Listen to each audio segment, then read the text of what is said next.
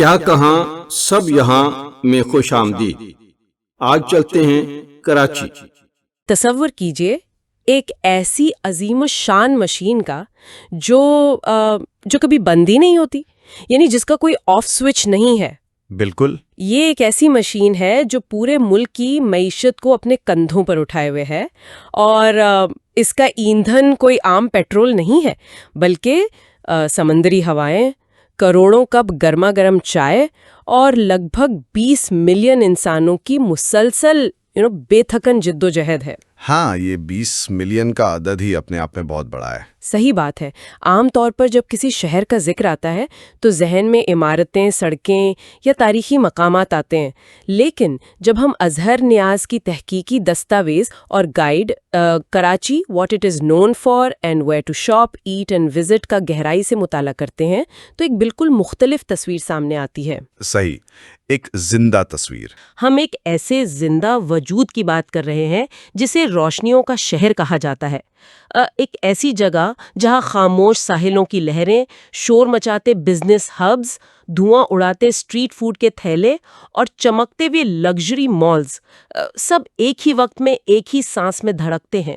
چلیے ان معلومات کو کھولتے ہیں۔ زبردست۔ ہمارا آج کا مقصد صرف ان جگہوں کی فہرست پڑھنا نہیں ہے، بلکہ اس پرکشش اور تیز رفتار زندگی کے پیچھے چلنے والے اس مقناطیسی نظام کو سمجھنا ہے جو پورے ملک کو جوڑے ہوئے ہے۔ یہاں جو بات سب سے متاثر کن ہے وہ یہ ہے کہ کراچی کا مطالعہ دراصل ایک مکمل اور بے حد پیچیدہ ایکو سسٹم کا مطالعہ ہے۔ Right, ecosystem. ہاں، یہ صرف زمین کا ایک ٹکڑا نہیں ہے جہاں آدھی سے زیادہ ملک آ کر بس گیا ہو۔ یہ لائک ایک ایسی بھٹی ہے جہاں معاشی، ثقافتی اور جغرافیائی عناصر آپس میں انتہائی گہرائی سے گھل مل رہے ہیں۔ اصل میں اسی بھٹی میں سب کچھ پکتا ہے۔ بالکل، اور اس تحقیق میں ایسی حیران انگیز تفصیلات موجود ہیں جو ان لوگوں کے لیے بھی اتنی ہی اہم ہیں جو وہاں سفر کرنے کا ارادہ رکھتے ہیں، اور ان کے لیے بھی جو دور بیٹھ کر اس مہانگر کی دھڑکن کو محسوس کرنا چاہتے ہیں۔ صحیح۔ یہ دستاویز ہمیں دکھاتی ہے کہ کراچی کا وجود پاکستان کی معیشت کی ریڑھ کی ہڈی کے طور پر کیسے کام کرتا ہے، اور اس ریڑھ کی ہڈی میں لچک اور مضبوطی آخر کہاں سے آتی ہے۔ تو شروعات کرتے ہیں اس شہر کے پیمانے سے، یعنی اس کے میکرو اکنامک سکیل سے۔ جب دستاویزات میں یہ سامنے آیا کہ کراچی کی آبادی تقریباً 18 سے 20 ملین کے درمیان ہے، تو حقیقتاً یہ اعداد و شمار کسی کو بھی حیران کرنے کے لیے کافی ہیں۔ بہت بڑے نمبرز ہیں یہ۔ ہاں، یہ پاکستان کا سب سے زیادہ آبادی والا شہر ہے، لیکن اس نمبر کو تھوڑا پریکٹیکلی سوچیں تو 18 سے 20 ملین کا مطلب ہے کہ ایک مکمل چھوٹا ملک آباد ہے یہاں، جیسے کہ نیدرلینڈز یا سری لنکا کی پوری آبادی صرف 3780 مربع کلومیٹر کے رقبے میں۔ صحیح، ایک ہی شہر کی حدود میں یہ سب چلتا ہے۔ ایک ہی شہر میں، اور سب سے بڑی بات یہ ہے کہ اس کا شہری پھیلاؤ مسلسل ہر گزرتے دن کے ساتھ بڑھ رہا ہے۔ ایسا لگتا ہے جیسے شہر روز اپنی سرحدیں تھوڑی اور آگے دھکیل دیتا ہے۔ بالکل، اور یہی عظیم پیمانہ اس شہر کی بنیادی پہچان اور اس کی طاقت ہے۔ یہ صرف لوگوں کا ہجوم نہیں ہے، بلکہ یہ پاکستان کا فائنینشل سینٹر ہے۔ رائٹ، معاشی انجن جسے کہتے ہیں۔ ایگزیکٹلی، ایک ایسی جگہ جہاں ملک کی معیشت کی نبض چلتی ہے۔ ملک کے اہم ترین شعبے یہاں مرکوز ہیں، مطلب پورٹس اور شپنگ، بینکنگ اور فائنانس، ٹیکسٹائل کی عظیم صنعت، امپورٹ اور ایکسپورٹ کا پورا نظام، اور ملک کو چلانے والی بڑی ہول سیل مارکیٹس، یہ سب یہیں موجود ہیں۔ ہاں، جہاں سے پیسہ گھومتا ہے۔ اگر آئی چندری گڑھ روڈ کو دیکھا جائے جو شہر کا فائنینشل ڈسٹرکٹ ہے، تو وہاں کی گگن چمبی عمارتوں میں ملک کے تمام بڑے بینکس اور مالیاتی اداروں کے ہیڈ آفیسز موجود ہیں۔ واقعی آئی چندری گڑھ روڈ تو بالکل وال اسٹریٹ کی طرح لگتا ہے نا؟ 100%۔ اور شارع فیصل ایک لمبا کارپوریٹ کوریڈور ہے جہاں ہزاروں کمپنیوں کے دفاتر ہیں۔ اس کے ساتھ ہی کلفٹن اور ڈی ایچ اے کے علاقے ہیں جو جدید بزنس اور ایک ہائی اینڈ لائف سٹائل کو آپس میں جوڑتے ہیں۔ یہ تمام مقامات مل کر اس عظیم معاشی انجن کو چلاتے ہیں۔ لیکن یہی ایک بنیادی سوال پیدا ہوتا ہے جو میں ہمیشہ سوچتی ہوں اتنی بڑی آبادی کے ساتھ ایک شہر اپنے معاشی پہیے کو اتنی تیزی سے کیسے گھماتا ہے؟ اچھا سوال ہے۔ انسان سوچنے پر مجبور ہو جاتا ہے کہ ایک ہی جگہ پر اتنے لوگوں کا ہونا، اتنی ساری صنعتوں کا دھواں اور اتنا زیادہ انفراسٹرکچر پر دباؤ، کیا یہ چیز معاشی انجن پر بوجھ نہیں بن جانی چاہیے؟ عام طور پر تو یہی لگتا ہے۔ تو آخر 20 ملین لوگ ایک ہی جغرافیائی حصے میں کیسے خود کو سسٹین کرتے ہیں بغیر اس نظام کو توڑے؟ اگر ہم اسے بڑی تصویر کے ساتھ جوڑیں تو منظر بالکل اس کے برعکس نظر آتا ہے۔ یہ جو 20 ملین کی آبادی بظاہر ایک دباؤ لگتی ہے نا، دراصل یہی اس شہر کی سب سے بڑی معاشی طاقت ہے۔ اچھا، وہ کیسے؟ جو فائنینشیل ہبز اور بزنس سینٹرز ابھی ذکر ہوئے، وہ ہوا میں نہیں چلتے۔ انہیں چلانے کے لیے ایک لامحدود اور مختلف مہارتوں والی ورک فورس کی ضرورت ہوتی ہے۔ صحیح، انسانی طاقت، بالکل۔ پورٹس پر رات دن کنٹینرز لوڈ اور ان لوڈ کرنے والے مزدور ہوں، کورنگی کی ٹیکسٹائل ملز میں کپڑا بنانے والا عملہ ہو، یا چنڈی گڑھ روڈ کے اعلیٰ تعلیم یافتہ بینکرز ہوں، یہ پورا ہیومن ریسورس اسی عظیم آبادی سے فراہم ہوتا ہے۔ یعنی یہی لوگ سائیکل کو چلاتے ہیں۔ ہاں، یہی آبادی ایک طرف پروڈیوس کرتی ہے اور دوسری طرف کنزیوم کرتی ہے، جس سے ڈیمانڈ اور سپلائی کا ایک ایسا چکر بنتا ہے جو ان مارکیٹس اور صنعتوں کو ہمیشہ زندہ رکھتا ہے۔ یہاں ایک بہت دلچسپ بات سامنے آتی ہے۔ اس پوری سپلائی اور ڈیمانڈ کی کہانی کو سمجھنے کے لیے ہمیں اس شہر کی جغرافیائی ساخت یعنی اس کی اناٹمی کو دیکھنا پڑے گا۔ جغرافیہ تو سب سے اہم ہے یہاں۔ معلومات کے مطابق یہ سندھ کا دارالحکومت بحیرہ عرب یعنی عریبین سی کے بالکل ساحل پر واقع ہے۔ یہ پاکستان کا واحد بڑا ساحلی شہر ہے اور اس کا مطلب یہ ہے کہ یہ پورے ملک کا بنیادی تجارتی دروازہ ہے۔ گیٹ وے، بالکل۔ دنیا بھر سے آنے والا سامان یہاں اترتا ہے اور پھر یہاں سے بلوچستان کے علاقہ ہب اور سندھ کے اندر تھٹا اور حیدرآباد کے رستوں سے ہوتا ہوا پورے ملک میں پھیل جاتا ہے۔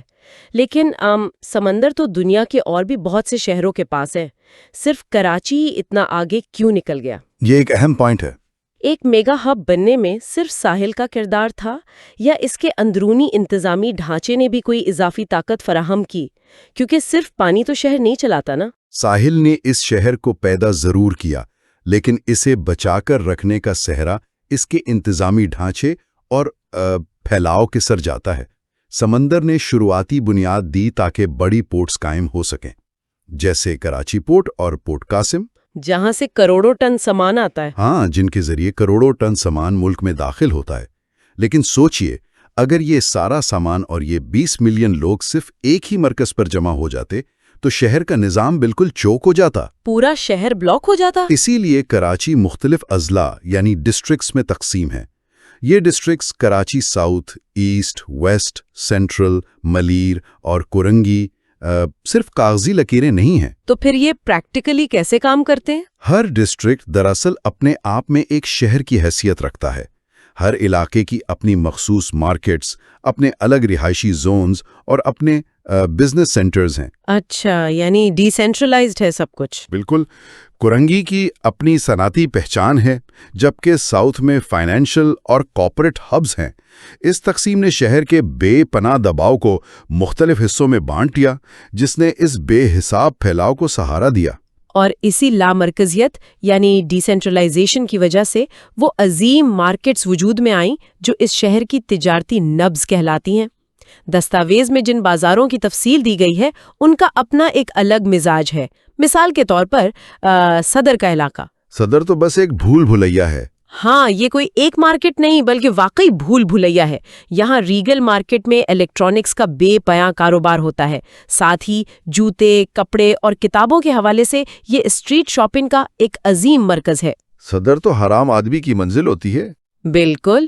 دوسری طرف طارق روڈ ہے جو برانڈڈ اور مقامی کپڑوں، خصوصاً خواتین کے فیشن اور جوتوں کے لیے پورے ملک میں جانا جاتا ہے۔ پھر زینب مارکیٹ کا ذکر آتا ہے جو ایکسپورٹ کوالٹی گارمنٹس اور دستکاریوں کی جگہ ہے جہاں سیاحوں کی بھیڑ لگی رہتی ہے۔ زینب مارکیٹ کی تو وائب ہی الگ ہے۔ اور اگر ہائی اینڈ لگژری کی طرف جانا ہو تو کلفٹن، زمزمہ اور ڈولمن مال ہیں جہاں مہنگے انٹرنیشنل برانڈز، ڈیزائنر بوتیکس اور اعلیٰ درجے کے کیفیز موجود ہیں۔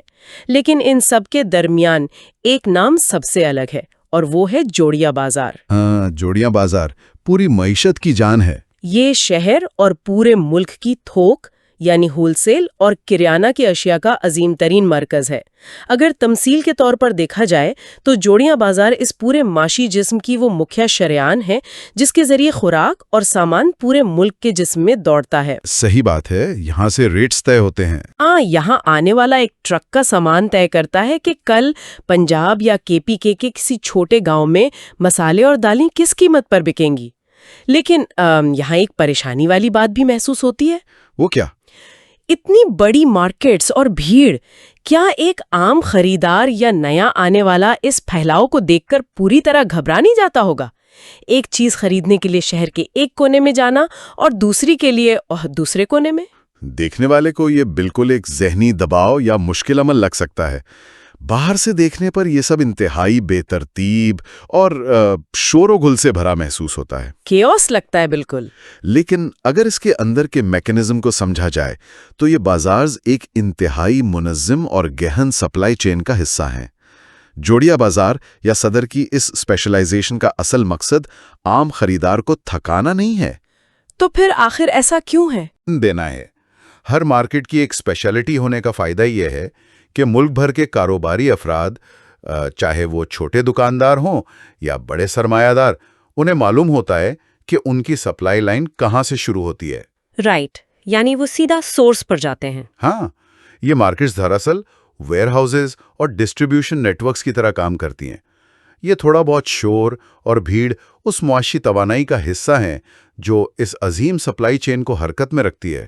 تو اس سب کا آخر کیا مطلب ہے؟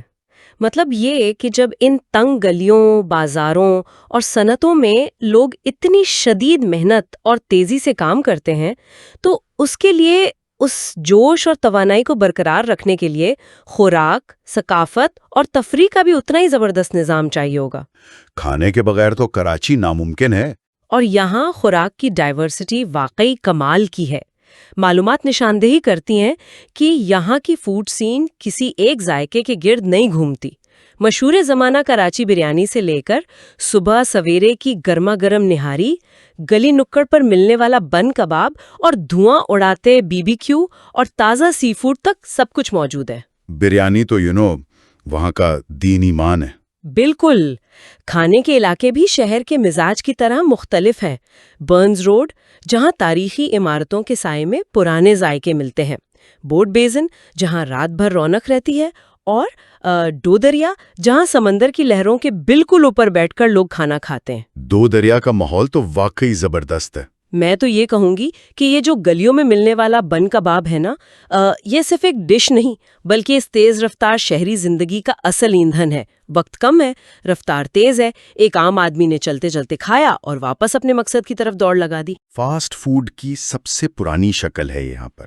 لیکن کیا اس شہر کی یہ عظیم فوڈ ڈائیورسٹی اور مختلف تاریخی اور جدید مقامات جیسے مزار قید، موہٹھا پیلس اور فریئر ہال ایک طرف، اور پورٹ گرینڈ، لکی ون مال اور ساحلی مقامات جیسے کلفٹن، ہاکس بے اور فرینچ بیچ دوسری طرف، میرا مطلب ہے یہ سب صرف ایک فاسٹ پیسڈ لائف سٹائل کا بائی پروڈکٹ ہے یا اس کے پیچھے کوئی اور گہرا ثقافتی راز چھپا ہے؟ یہ ایک اہم سوال پیدا کرتا ہے۔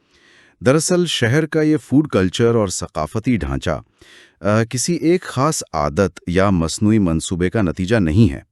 یہ شہر کی صدیوں پر محیط مائیگریشن ہسٹری یعنی ہجرت کی کہانی کا آئینہ دار ہے۔ یعنی جو لوگ آتے گئے اپنے ذائقے لیتے گئے، مسالے اور پکانے کے روایتی طریقے بھی اپنے ساتھ لائے۔ میلٹنگ پاٹ بن گیا۔ ہاں، برنز روڈ پر چلتے ہوئے آپ کو جو ذائقے ملتے ہیں وہ آپس میں گھل مل جانے والی مختلف ثقافتوں کا مجموعہ ہے۔ یہ شہر لوگوں کو جگہ دینے کے ساتھ ساتھ ان کے کلچرز کو بھی اپناتا گیا۔ اور ثقافت کی یہ جھلک عمارتوں میں بھی تو نظر آتی ہے۔ بالکل، اور یہی کشمکش تفریحی مقامات میں بھی واضح ہوتی ہے۔ موہٹا پیلس اور فریئر ہال جیسی شاندار تاریخی عمارتیں اس شہر کی ماضی کی امیر وراثت کی نشاندہی کرتی ہیں، جبکہ دوسری طرف نئے مالز ہیں۔ صحیح، جبکہ پورٹ گرینڈ اور لکی ون مال اس کی مسلسل آگے بڑھنے اور جدیدیت کو اپنانے کے عزم کو ظاہر کرتے ہیں۔ یہ شہر ماضی کو بھلاتا نہیں لیکن مستقبل کی طرف اپنی تیز دوڑ بھی نہیں روکتا۔ اور اس تیز دوڑ کا حصہ بننے کے لیے چاہے کوئی یہاں پڑھائی کے لیے آئے، نوکری کے لیے یا صرف گھومنے پھرنے، اسے عام روزمرہ کی زندگی کو مینیج کرنا آنا چاہیے۔ زندگی آسان نہیں وہاں روزمرہ کی۔ ہاں، اس تحقیق میں ایسی کافی عملی تفصیلات موجود ہیں۔ تعلیمی ڈھانچے کی بات کی جائے تو یہاں university of Karachi, IBA، NED اور ڈاؤ جیسی عظیم اور تاریخی یونیورسٹیز کا ایک جال بچھا ہوا ہے۔ یہ ادارے ہی تو اصل پروفیشنلز پیدا کرتے ہیں۔ بالکل، یہ وہ ادارے ہیں جو اس شہر کے فائنینشل اور انڈسٹریل انجنز کے لیے مسلسل نئے ذہن اور انجینئرز تیار کرتے ہیں۔ ساتھ ہی بیکن ہاؤس، سٹی اسکول اور تاریخی کراچی گرامر اسکول یعنی KGS جیسے ادارے بنیادی تعلیم کا مضبوط نظام فراہم کرتے ہیں۔ تعلیم کی مارکیٹ بھی بہت بڑی ہے۔ رہائش کے اعتبار سے شہر مختلف پیمانوں پر تقسیم ہے۔ DHA، Clifton, Gulshan Iqbal, north ناظم آباد اور PCHS۔ ہر علاقے کا اپنا رہائشی مزاج اور سہولیات ہیں، لیکن جب سفر کی بات آتی ہے تو Careem, Uber, green line BRT، rickshaws اور ذاتی گاڑیوں کا ایک عظیم بھیڑ بھرا نظام سامنے آتا ہے۔ سفر وہاں کا سب سے بڑا مسئلہ ہے۔ سفر کے حوالے سے ایک بہت اہم نشاندہی کی گئی ہے کہ شہر کی بے پناہ وسعت اور عظیم ٹریفک کی وجہ سے ایک جگہ سے دوسری جگہ جانے میں کافی طویل وقت لگتا ہے۔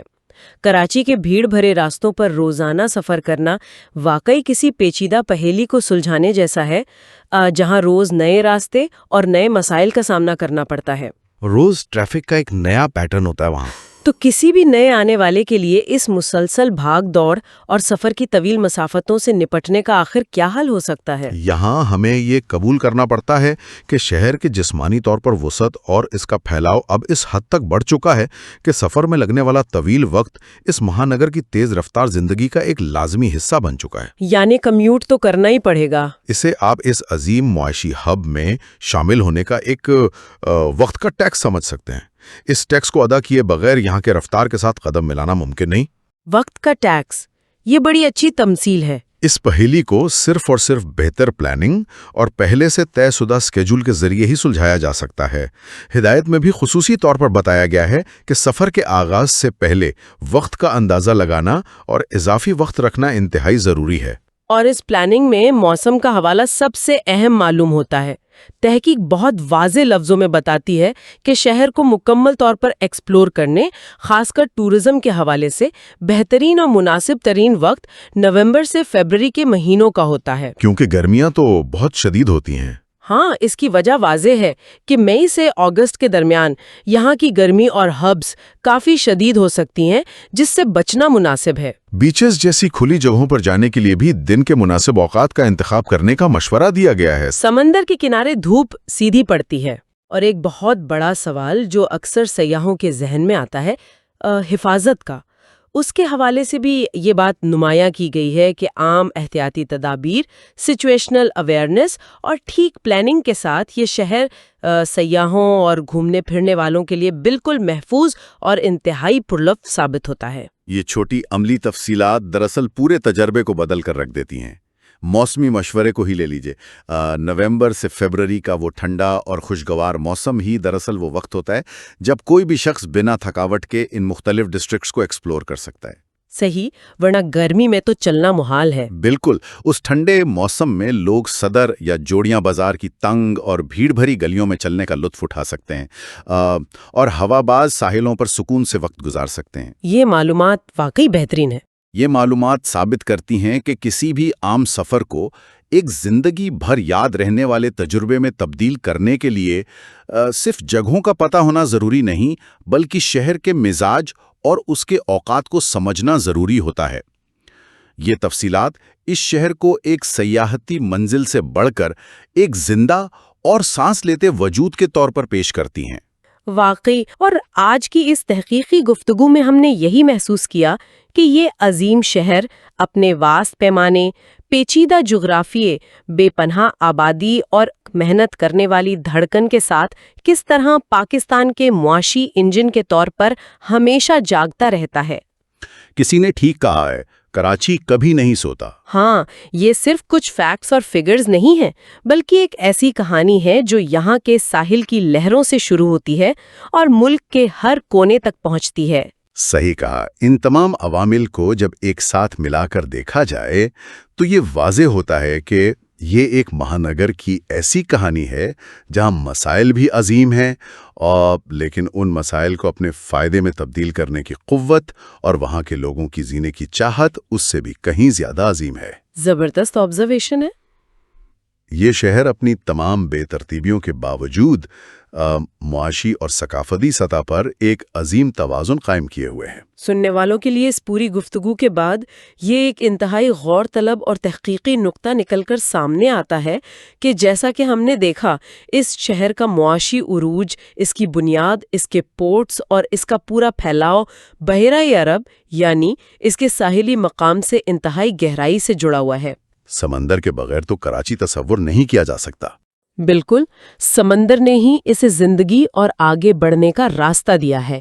لیکن آج کی دنیا میں جب ہم موسمیاتی تبدیلیوں یعنی کلائمیٹ چینج جیسی بھاری حقیقت کا سامنا کر رہے ہیں، اور جب دنیا بھر کے ساحلی شہروں کو سمندر کی بڑھتی ہوئی سطح کے سبب عظیم چیلنجز درپیش ہیں، تو آنے والے 50 سالوں میں کراچی اور اس سمندر کا یہ صدیوں پرانا معاشی رشتہ آخر کس نئے رخ میں تبدیل ہوگا؟